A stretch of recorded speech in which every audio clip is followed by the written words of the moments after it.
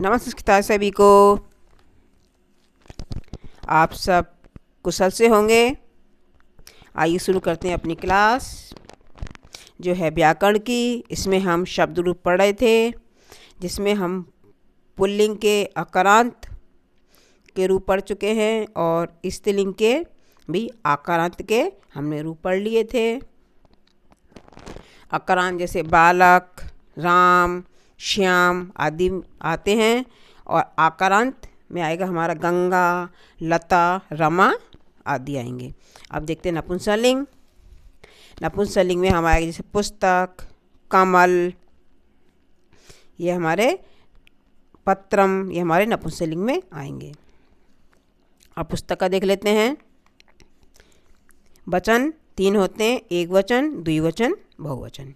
विभक्ति 7 होती हैं, प्रथमा, द्वितीया, तृतीया, चतुर्थी, पंचमी, षष्ठी, सप्तमी और एक हमारा अलग से आता है संबोधन, जो कि हमारा प्रथमा में ही जुड़ता है।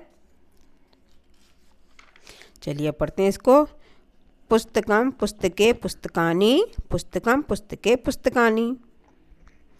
ये जो इसकी एक प्रथमा की और द्वितीया की, नपुंसकलिंग में प्रथमा और द्वितीया की जो लाइनें होती हैं वो अलग चलती हैं और उसके बाद तृतीया से लेके संपूर्ण शब्द रूप पुल्लिंग की तरह ही चलेगा। देखिए देख लेते हैं दोबारा। पुस्तकम, पुस्तके, पुस्तकानि, पुस्तकम, पुस्तके, पुस्तकानि। फिर पुस्तकेन, पुस्तकभ्याम, पुस्तकै।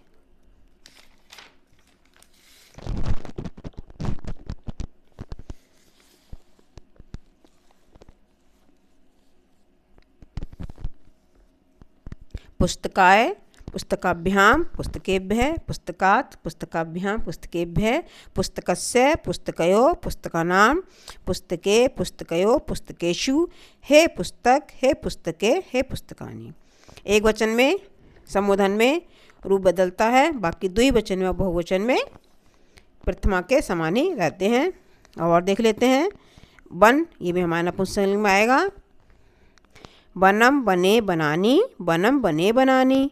बनेन, वनाभ्याम, बनए, बनाए, वनाभ्याम, बनेभ्यः, बनात्, वनाभ्याम, बनेभ्यः, वनस्य, वन्यो, वनानां, बने, वनयो, वनेषु, हे वन, हे वने, हे वनानि।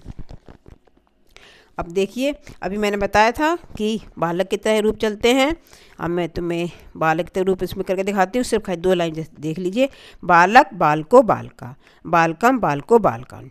ये 2 बदलेंगे। उसके बाद बालकेन, बालकभ्याम, बालकय, बालकाय, बालकभ्याम, बालकेभ्यः, बालकात्, बालकभ्याम, बालकेभ्यः, बालकस्य, बालकयो, बालकानां, बालके, बालकयो, बालकेषु, हे बालक, हे बालको, हे बालका।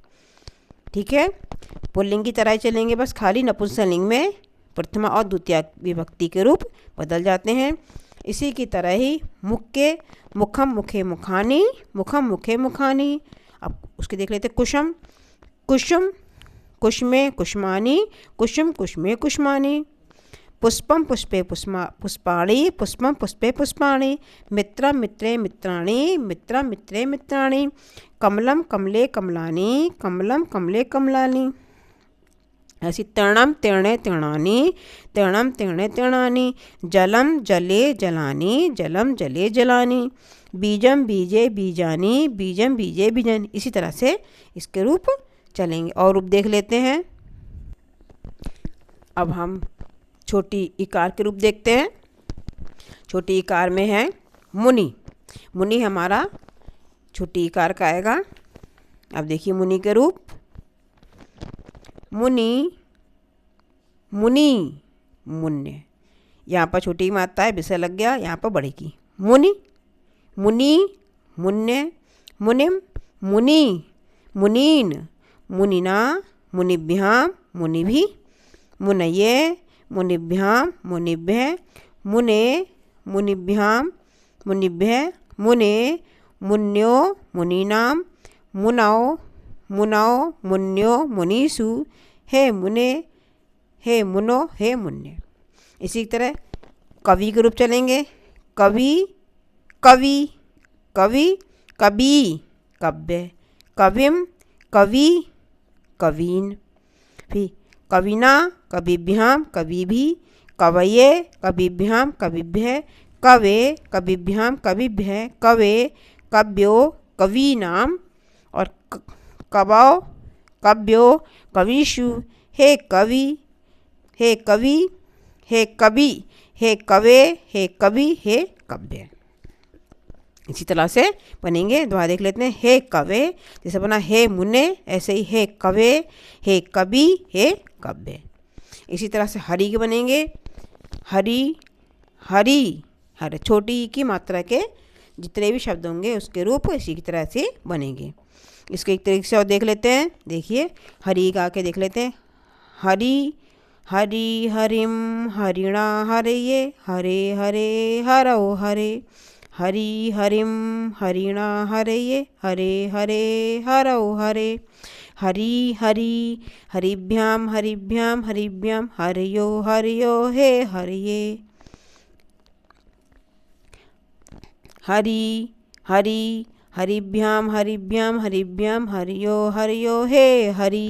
इसी तरह से बन जाएगा। फिर आ जाएगा हमारा हरिये, हरीन, हरिभि, हरिभ्य, हरिभ्य, हरि। ये हरिणाम आएगा। यहाँ पे नाम नहीं आएगा, हरिणाम, क्योंकि जब हमारा रा सा आदि वर्ण आते हैं तो नाकोण आ जाता है। और इसी तरह से हमारा आएगा हरिषु हे हरे। इसी तरह से इकारांत के छोटी इकारांत के रूप सभी एक से बनते हैं, बस कुछ रूपों में परिवर्तन होता है। वह मैं आपको व्याकरण की अगली क्लास में पढ़ाऊंगी। मेरी वीडियो को ज़्यादा से ज़्यादा शेयर करें, लाइक और सब्सक्राइब कीजिए। नमस्कार।